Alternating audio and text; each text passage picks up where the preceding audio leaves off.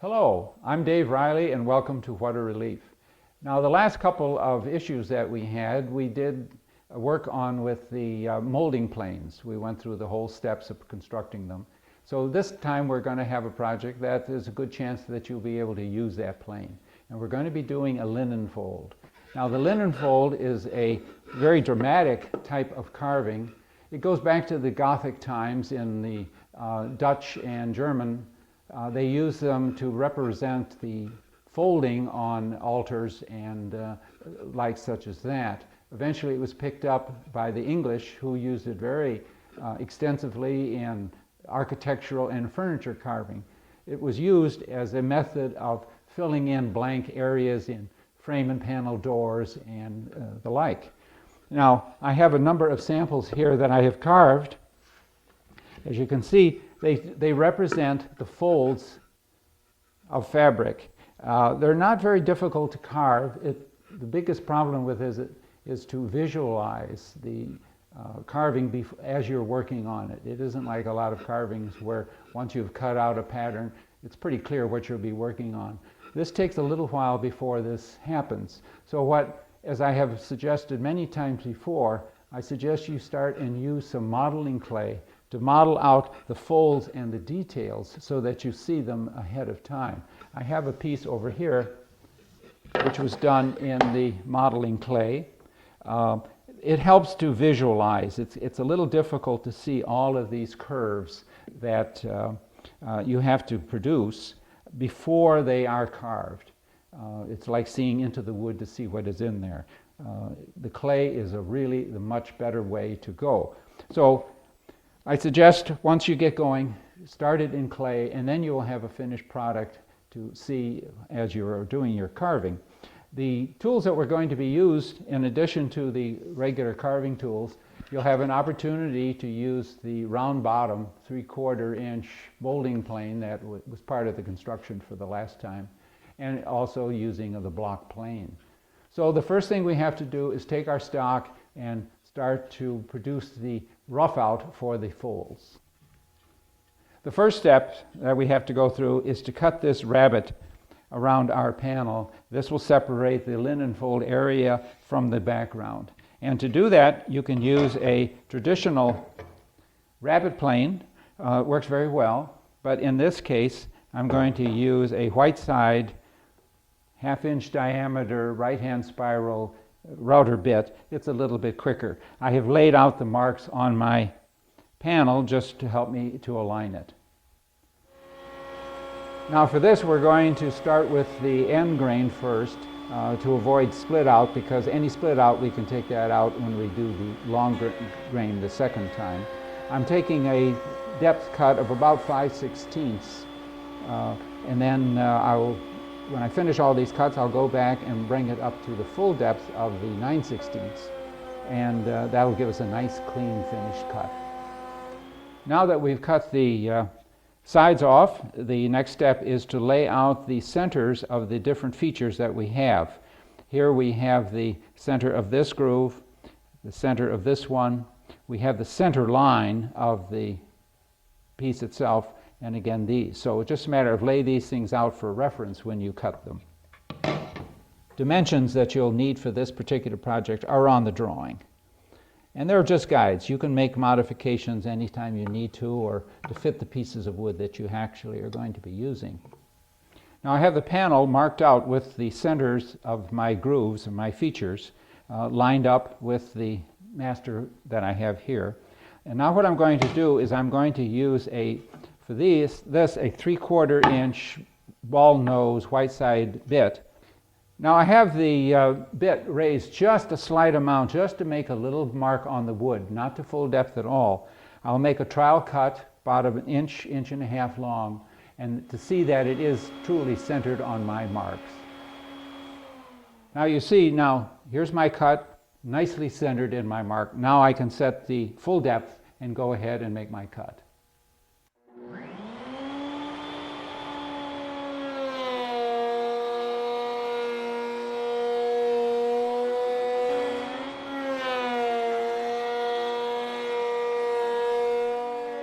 Now we've lowered the bit, we've adjusted the fence, And now we can do the 2 outside cuts. These will be 1/8 of an inch deep. Now I've switched over to the 90-degree V-bit, adjusted the fence, and took a cut right down the center of the piece. Now that we've completed the roughing out of the 4 grooves and the V-groove down the center, now we did that with the router. Now we can do some fine-tuning with the hand routing plane. But you can see now they match. Now it's a matter of doing the shaping and fairing all of these curves together.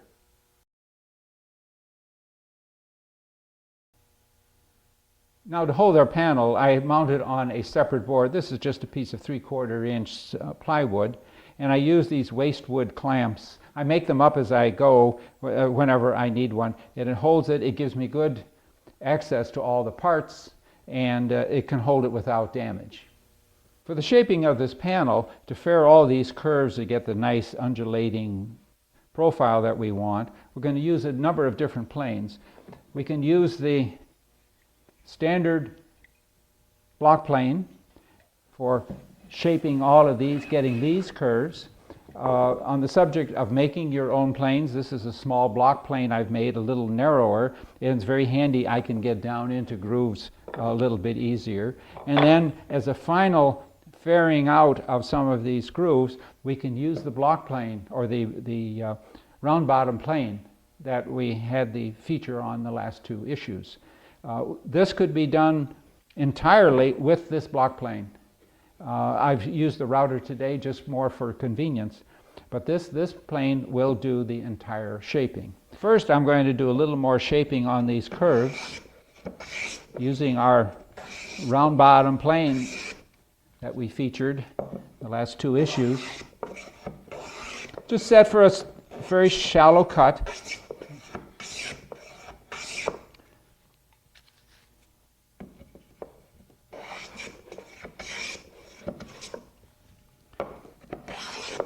We use this occasionally as we are doing the shaping. From here we can go with our block plane to start and make these curves come together.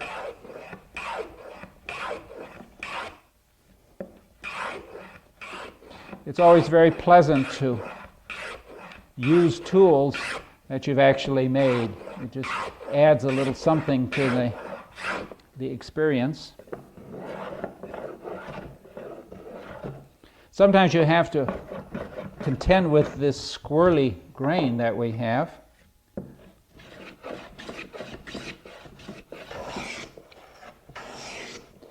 Here the round bottom plane comes in very handy. I can make a few adjustments on these curves and then continue the adjusting with the block planes. You can just do it by feel because the sanding will finish that amount of work. So that completes this rounding. I can start on the sanding, make sure that I have all of my areas taken care of using this little block.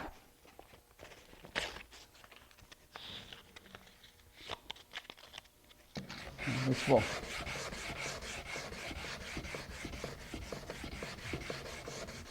I don't do the final sanding until the carving is completed.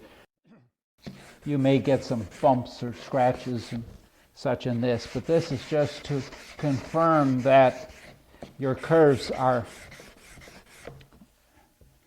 nicely blended.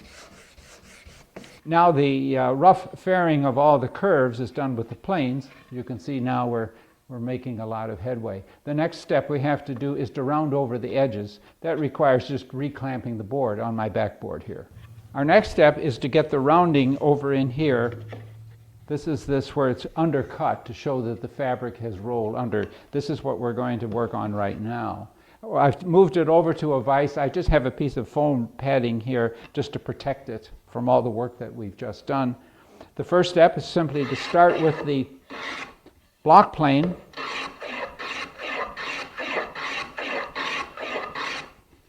It's a bit time consuming, but it's pretty necessary. This would be a place for a hollow bottom plane, but this goes pretty quick this way. Where this cuts under, there's a lot of material here to remove. What I do for this piece, because it's more convenient, I can start with my carving knife, and I'll just make a cut using this edge of my panel as my reference. This is just a stop cut. We've talked about this in the carving before. And then I'll come in and remove some of that material. This is just a time saving. Sometimes if you can get a couple of cuts, you can get a lot of material out of there very quickly.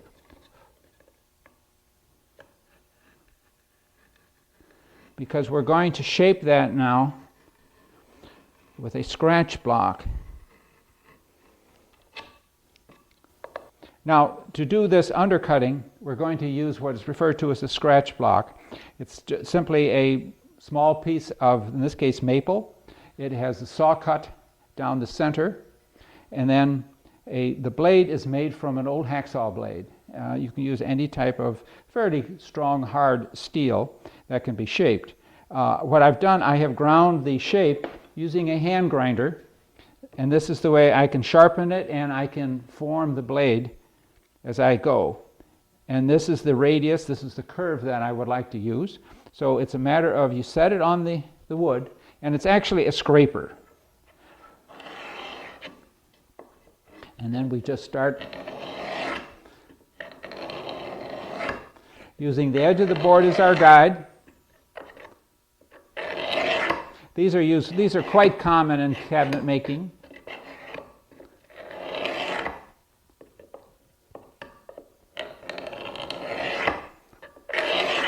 And we can produce a curve quite quickly.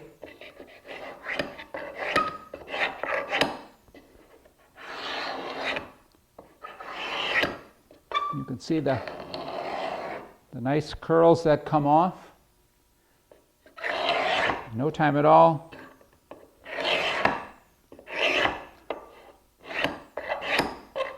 The job is done. Nice, faired curve. Now we just attack it with a little sandpaper just to fair that curve again. Now this doesn't go all the way under. It's not necessary. Much of the carving of the shape of the linen fold, it's more to suggest what you're trying to show. You're not trying to duplicate it exactly. There are certain aspects of this, as you'll see, that are really not true to life, but it gives the correct impression. And that's all it takes to do this curve. Now it'll match the curve that we want in here. Now to start this carving of the linen fold, first thing we're going to do is we're going to lay out the location of all the folds, both top and bottom at this time, and then we can start the carving. A good reference book for carving a linen fold is this book by Rick Boots called How to Carve Wood. It has a very nice sequence here in the back on the carving of a linen fold. It's probably one of the best I've seen. It's also a very good book to cover all aspects of carving.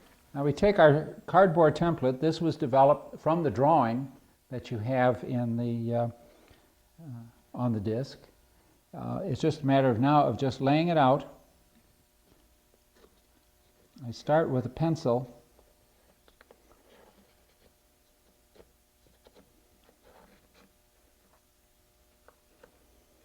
And you can use this for reference as you continue to carve.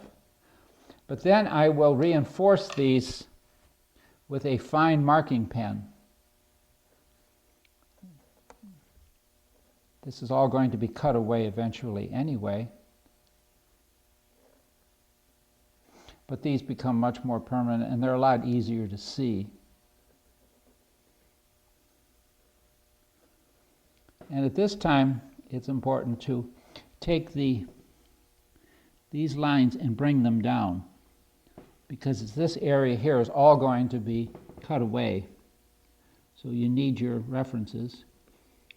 And just to be on the safe side, just a little mark to show all those areas are going to be in waste. It's a good time now to refer to your clay model so that you can see how this is done. Where we have changed from what would be realistic to more aesthetic, on a real fold, as you can see, this division here comes out at an angle. But in a linen fold, in the carving, these are more parallel. It's not really realistic, but aesthetically it's still pleasing, and it conveys the same impression that we want to do. So the first step is to start and chop away the waste in this area in here, just using a gouge. When I define the edge of the fold, I leave a little bit extra for final trimming. And this is just the simplest.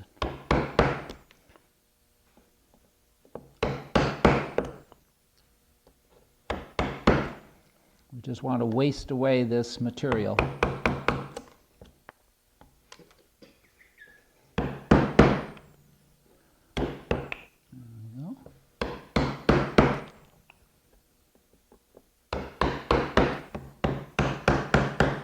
Now when I get to the finish of this wasting away, I will still leave about 30 seconds, maybe a little more, to be left to the final finishing. Otherwise it's very easy to go below your level. And you'll end up with this below the true level of the background.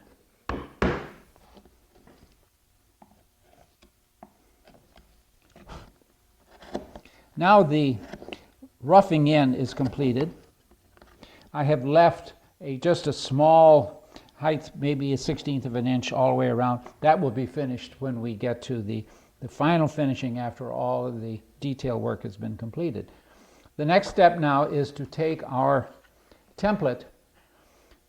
This is developed from the drawings that you have, made out of stiff cardboard, because you're going to use it at both ends of this carving. And then what I've done is I've taken and just drilled a little hole here at the intersection of this curve, and just a way of referencing that. The rest is really freehand. I can come in, start with a pencil, seems to work better, to come around like this, connect these two, and then I will come around up on this one, bringing this curve up. Now I have the first outline. This will have to be replaced a couple of times until we get it, but now you can see I have a little bit of outline now of where my folds are going to start to develop. Again, referring to your clay model, because you won't have the finished one with you. This will be our reference now. Now we can continue with the carving. Now here, if you have tools that will fit the curve, is the nice way to do it. We just chop down to form a little edge here. It really makes the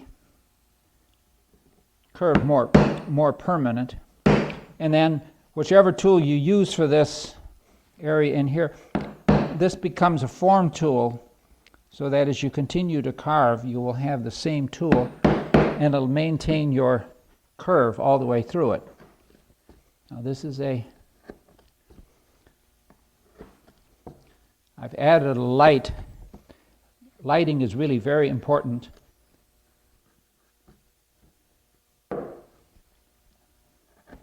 To what we're doing. Also, the visibility of keeping the mallet out of your way. Now we have defined this. And for this exercise today, I'm only going to do one side because you can imagine all two are identical right-handed, two are identical left-handed.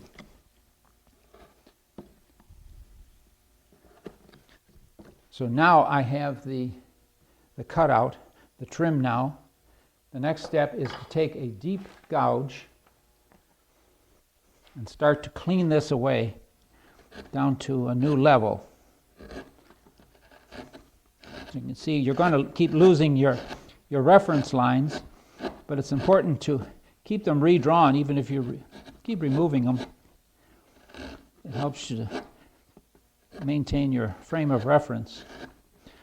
At this point, I want to establish the thickness of these two folds. And what I've made are two little gauge blocks. The first one is 3/16 of an inch thick. And I just lay this in here, and this will show me the top of this bottom fold, the one that we are, with our clay model, this thickness in here will be 3/16 of an inch. This one comes up to 3/8 of an inch. So I have a 3/8 inch gauge block, and I'm almost there now. And that is the thickness I'm going to have on that. I much prefer to use gauge blocks. If you have to remeasure all the time, eventually you're going to make a mistake. You can start and take a taper and blend it down to that 3/16 inch thickness here. This wastes some of the material away, but it also leaves a lot of your reference lines. From there I will start and chop this one in. Now when you get down to here and you do your cutting in, do not chop down all the way to the end of your curve, because that's going to be done with a different tool. This is just to start to identify where these two components are going to be. And now I can come in here using my round deep gouge to form this curve.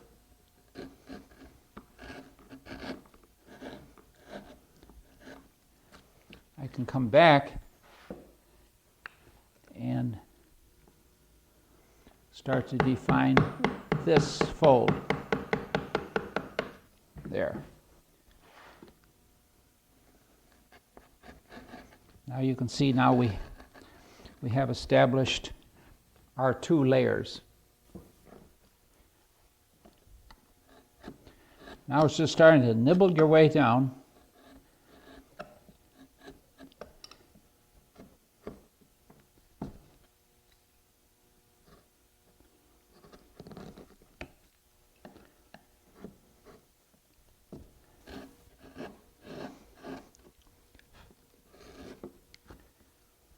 I'm using a number 9 gouge for that area in there. Come around, and here is for my lower level. It's time to start to really define that area. This mahogany is very nice to carve. Traditionally, these would have been done in oak, but for ease of carving, I've selected mahogany. It's one of my favorite carving woods, however, and it would be a good one to start. But if you're really duplicating the originals, oak would be the way to go. That was the wood of choice for all of this type of work.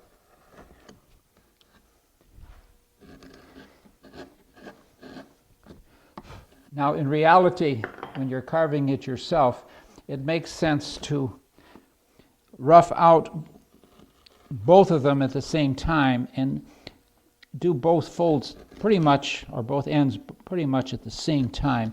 It adds to the consistency. Whereas if you do one completely, then come back to do another, they'll start to look quite different. So that is important to think about, but for this exercise it's really not necessary. Now this just tapers down. Here's our curve. At this time it's start to blend this curve down, keeping an eye on our depth. And it's time now to do some rounding over. We'll get this curve here established.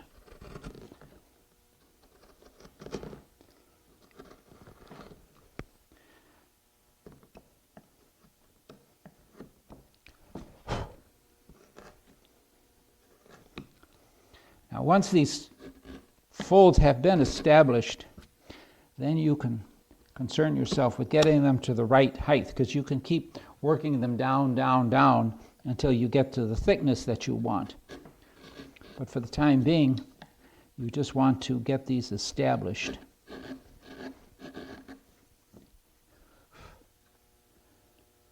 Here, start the rounding over and to define. Don't try to do this with a single tool. Use your tools of different curves or sweeps to define what you need.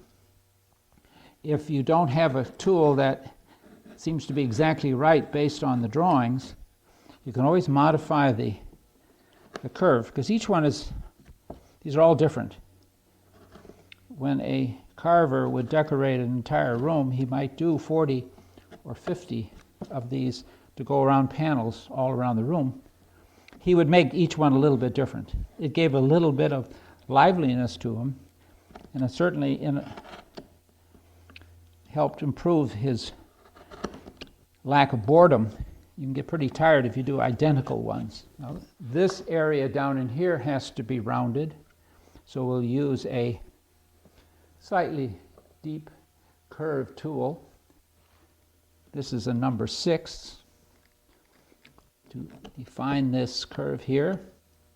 You can also use a much flatter tool, such as a number 2 or a number 3, and just nibble it across, just as you were using your block plane to fair some of these curves.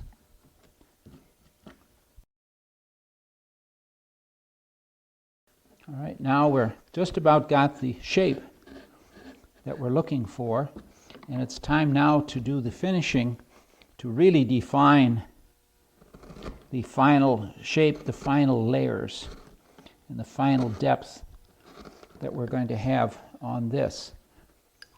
So I'll start to clean. Now is the time I can come in and really define my final curve. You see, this is why I leave a little extra material. Otherwise, when I'm roughing in, I may go a little bit too far. And in some cases, you just can't put the material back on as much as we would like to. Some of these deep, this is where a mallet comes in very handy. Now I have a nice smooth finished surface here that really requires almost no more attention.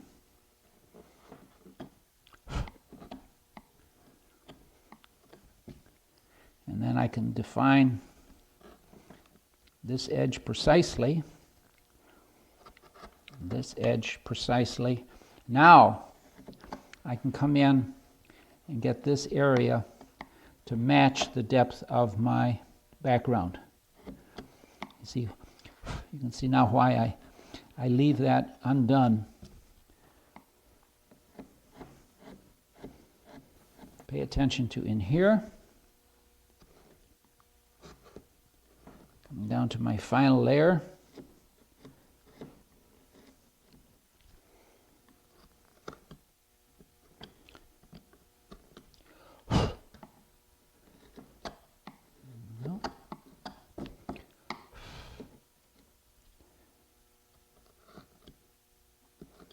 I'm going to use a fairly deep gouge to get into that corner, just to form this curve.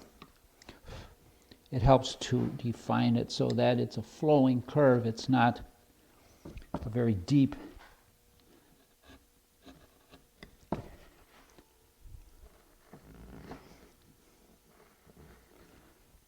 Come in here and make our final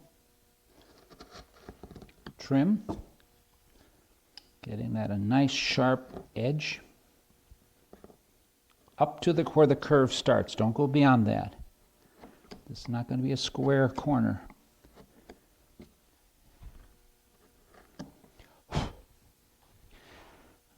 And up here with a deep gouge.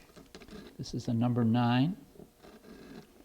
But again, you can, it's all of your choice. And then, as a final add to some motion, this curve here, I will curve it in just to give a little bit of motion to it.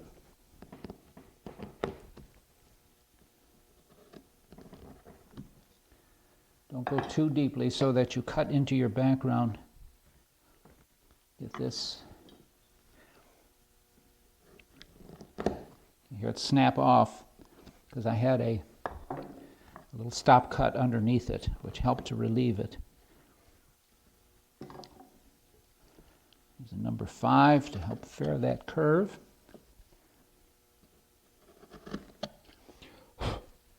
If you've done much carving or any carving, you'll know that at some point you can use a fairly straight tool, just a lot of little cuts to form a curve. You don't have to have a tool that fits your curve perfectly.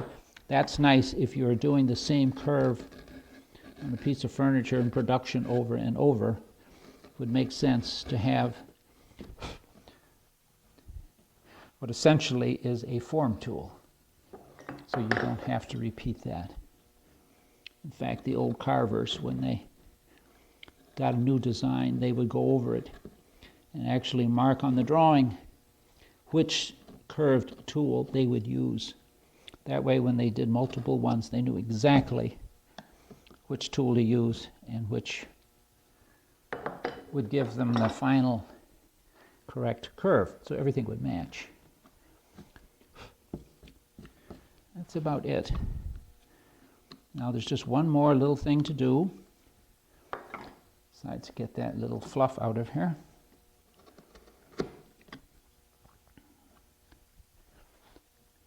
Now you put a small facet, a small bevel on the front all the way around.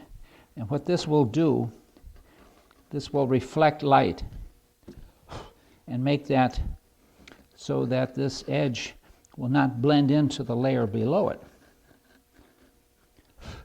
So all of your work will show nicely in the light. And just work your way around. This bevel is no more than a 1/16 of an inch wide, probably about 45 degrees. It's not essential as to what angle, but just enough so we get a little bit of light reflection. See how we're just going to come around.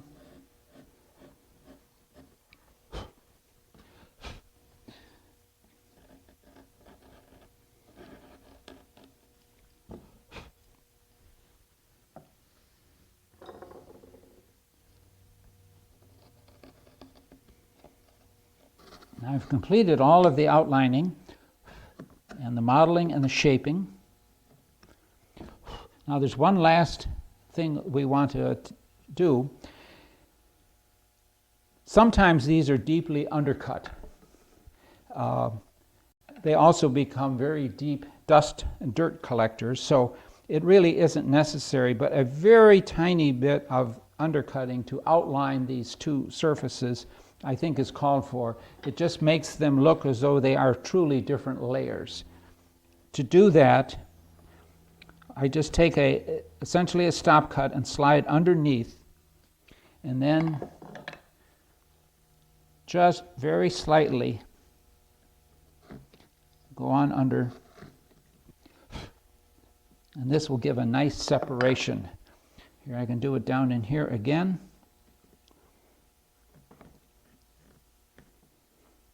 There we go. Little curve on the end. And then we just go back, pop that little piece out, and then we do that on all the surfaces.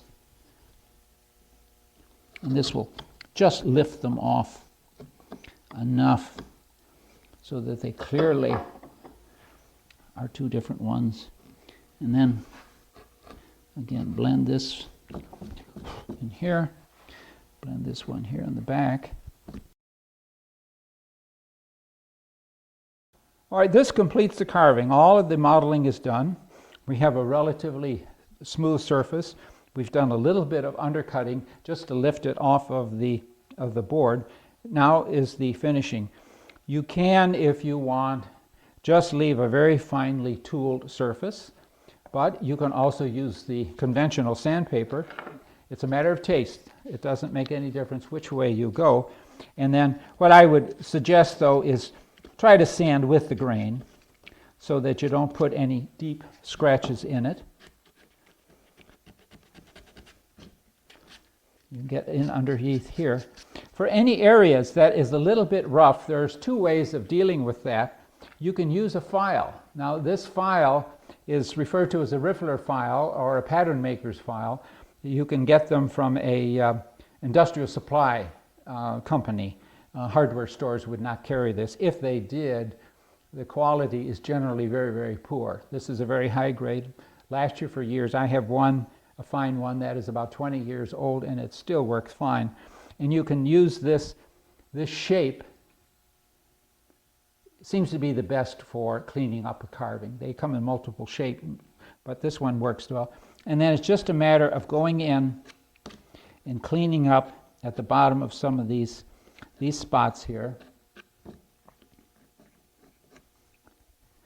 And they normally come like this, but double-ended.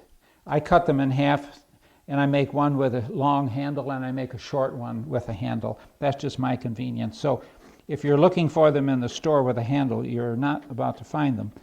And then the final little check or cleanup here is also a burnishing tool. I believe we've talked about this before. This is just a little hardwood stick shaped to fit in. And what this will do, this will press down any loose fibers. Now here I have a little bit of fuzz here in the corner. I can get that with my file.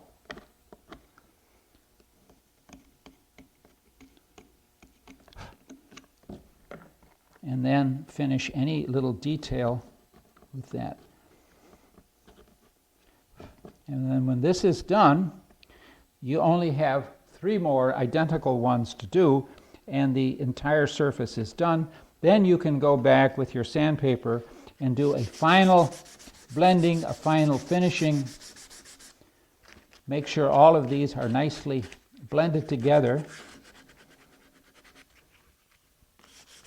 Here you can see where I still have base that has to be cut away. I have trimmed all the way up just to the center. And your end result from all of your work will be this form of carving. And you can see where I have matched these ends. And thanks for watching. I'm Dave Reilly for Woodworking at Home.